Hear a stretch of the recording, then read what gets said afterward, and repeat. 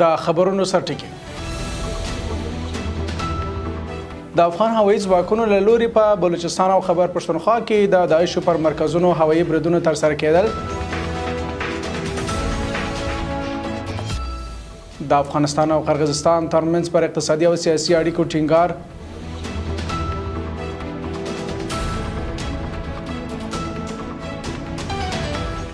او د روسیې لخوا د اوکراین سویل ختیځ کې د سون توکو پر 5 زیرمو بریدونه.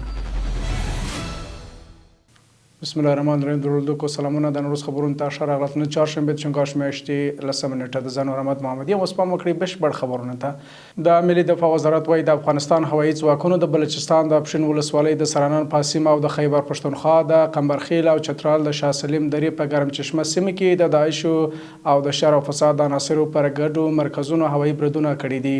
د یاد وزارت په وینا له دغو مرکزونو څخه په افغانستان کې د تخریبي فعالیتونو او د ملکي وګړو پر ضد د بریدونو پلانونه جوړېدل. په بریدونو کې یاد ډلو ته درانه ځاني او مالي زیانونه اوښتي او ملکي وګړو ته هیڅ زیان نه دی رسېدلی.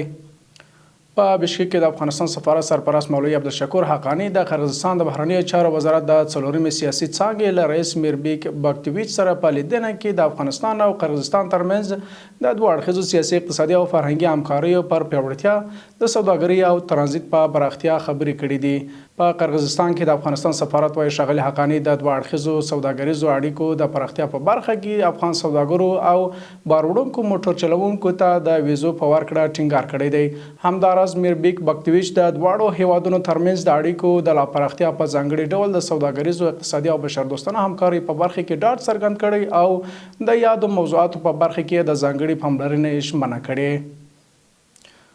بل خبر د ریاست الوزرا اداري مرستیال د صنعت او قانونو اونۍ د 5م نړیوال نندارتون د پرانیستي مراسمو کې د نشي توکو پر وړاندې مبارزې او افغان بزګرانو ته د بدیل کښت د برابرولو په برخه کې د نړۍ پر نه همکارۍ نیوکه وکړه او ویل چې تر اوسه په دې برخه کې د نړۍ له لوري د پام وړ مرسته نه ده شوې. ښاغلي حنفي همداراز په افغانستان کې د سراسري امنیت ټینګښت یو ستره لاسته راوړنه وبلله او زیاته کړه چې اوس هیوادوال کولی شي په ډاډمنه فضا کې د افغانستان هرې سیمې سفر وکړي.